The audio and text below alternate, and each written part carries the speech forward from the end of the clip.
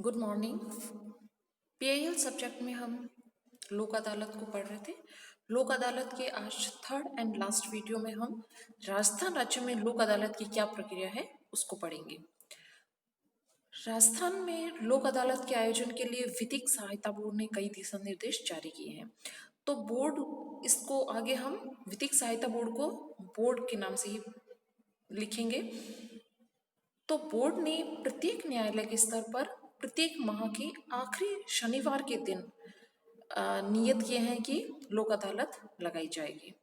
और न्यायालय के जो पीठासीन अधिकारी हैं वो मामले की प्रकृति, पक्षकारों में राजीनामे की क्या संभावना है, इन सब को देखते हुए लोक अदालत में रखे जाने वाले मुकदमों का चयन करेंगे और आपसी समझ और प्रेम भाव के आधार पर राजीनामा कराने को प्रेरित करेंगे।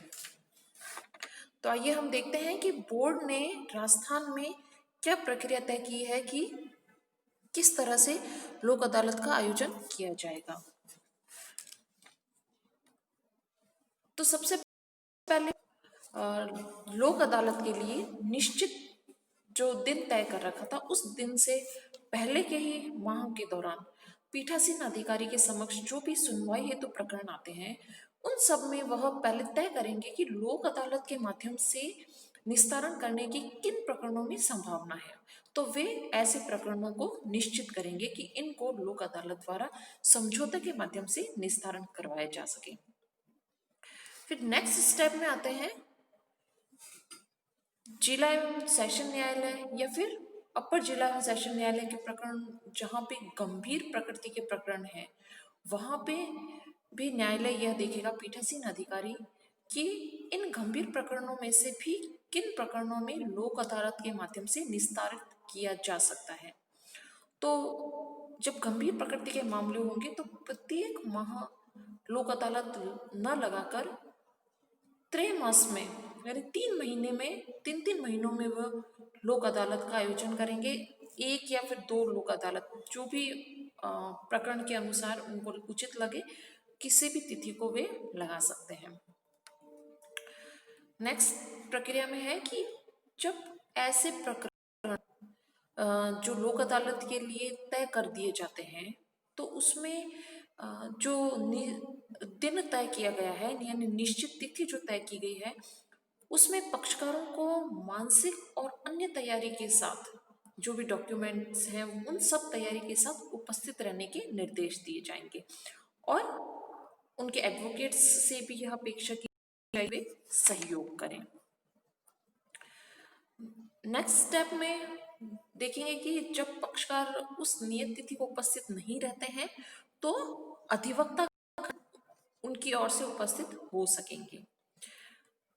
प्रक्रिया के अगले चरण में लोक अदालत हेतु जो भी निश्चित दिन है उस दिन पीठासीन अधिकारी समझौते के माध्यम से निस्तारित करने वाले प्रकरणों में मुख्य विवादित बिंदु एवं उनके तथ्य और कानूनी पहलुओं के संबंध में पूर्व तैयारी करके आएंगे। यानी कि वे सभी इन बिंदुओं को देखेंगे कि विवाद के मुख्य बिंदु क्या हैं, केस के फैक्ट्स क्या हैं और उसके संबंध में कानून क्या है। तो प्रेजेंटिंग ऑफिसर इन सब तैयारी के साथ आएंगे। नेक्स्ट स्टेज में एडवोकेट से भी यह अपेक्षा करेंगे कि वे वास्तविक मुद्दों की पहचान करेंगे और जो विवाद है उसमें न्यायोचित हल की तैयारी के साथ समझौते में भाग लेंगे। ये सब इसलिए प्रोविजन किए गए हैं ताकि जब निश्चित तिथि आए लोक अदालत के आयोजन की तो बिना कोई टाइम वेस्ट किए डायरेक्ट समझौते की तरफ कदम बढ़ाए जा सके। नेक्स्ट स्टेप में क्या होता है कि जो सुलह करने वाले सुलहकर्ता और मध्यस्थता करने वाले व्यक्तियों की एक पैनल सूची तैयार करेंगे। पैनल या सूची तैयार की जाएगी और 1 सप्ताह पहले ही उन्हें सूचित कर दिया जाएगा कि उन्हें उपस्थित होना है। तो अब हम देखेंगे कि इस पैनल में जो सुलहकर्ता की पैनल है उस सूची में कौन कौन शामिल किए जा सकेंगे।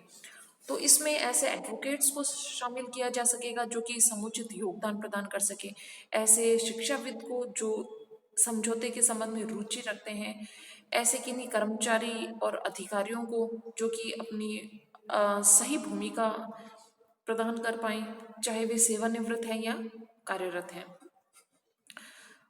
ऐसे सामाजिक कार्यकर्ता भी जो अपनी सार्थक भूमिका निभा सकें, और ऐसे महिला सामाजिक कार्यकर्ता या महिला शिक्षाविद जो न्यायालय को लगे कि यह उचित होगा उनकी उपस्थिति, और वे सुलह कराने में सहयोग देंगे। इस तरह से एक पैनल तैयार किया जाएगा सुलहकर्ताओं का। जब निश्चित तिथि आती है नेक्स्ट स्टेप में, तो जो सलाहकार हैं उनके अलग अलग पैनल रखे जाएंगे, या फिर न्यायालय आवश्यकता अनुसार एक से अधिक पैनल भी तैयार करेंगे ताकि वे सुलह करवा सकें। प्रक्रिया के अगले चरण में पीठासीन अधिकारी निश्चित दिन को लोक अदालत कब आयोजन करेगा, वह अपना या तो आवश्यक कार्य जो होते हैं पीठासीन अधिकारी के वो सब निपटाने के बाद, या अगर उसे उचित लगे कि पहले ही लोक अदालत का आयोजन करवा दिया जाना सही रहेगा, तो उस दिन प्रारंभ में ही लोक अदालत का आयोजन वह करवा लेंगे। और लोक अदालत का आयोजन कहाँ होगा? न्यायाधीश अपने न्यायालय के कक्ष में ही आवश्यकता अनुसार एक या अधिक पीठ या बेंच के माध्यम से समझौते की कार्रवाई को क्रियान्वित करेंगे। और उन्हें लगता है अगर एक से अधिक बेंच का गठन जरूरी होगा तो चैम्बर में भी कर सकते हैं। नेक्स्ट स्टेप में सलाहकार गण जो होते हैं उनकी मदद से मुख्य बिंदु की पहचान कर, जब ये आयोजन हो जाता है तब न्यायालय मुख्य बिंदु की पहचान करता है और न्यायोचित हल की तरफ दोनों पक्षकारों को भेजते हुए समझौते के लिए प्रोत्साहित करते हैं। और अगर ऐसा होता है कि निश्चित दिन को समझौता संभव नहीं हो पा रहा हो, लेकिन यह संभावना है कि अगली कोई तारीख में समझौता हो सकता है, तो निस्तारण हेतु अगली तारीख दे देंगे।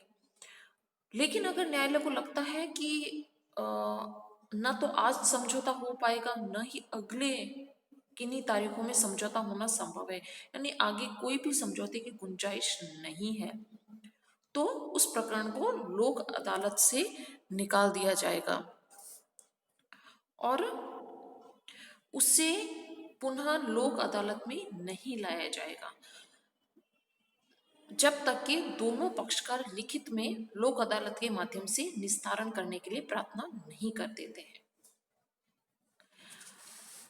नेक्स्ट है कि हर जो 3 महीने हैं, 3 महीने के अंतिम माह में लोक अदालत अथवा समझौता दिवस हेतु जो निश्चित दिनांक है उसको एक उत्सव के तौर पर सेरेमोनियल लोक अदालत का आयोजन किया जाएगा, यानी कि त्रैमाह के अंतिम माह में एक सेरेमनी टाइप आयोजित की जाएगा। इसका उद्देश्य होगा दिवस के प्रथम भाग में जो कार्यकारी लोक अदालत है या फंक्शनल लोक अदालत होता है, उनके द्वारा न्याय प्रक्रिया से जुड़े सभी व्यक्तियों को इस त्रैमास में जो क्षेत्र की उपलब्धियां हैं उनसे अवगत कराते रहना, और जिससे कि लोक अदालत की भूमिका प्रभावी रूप से उभर कर सामने आए।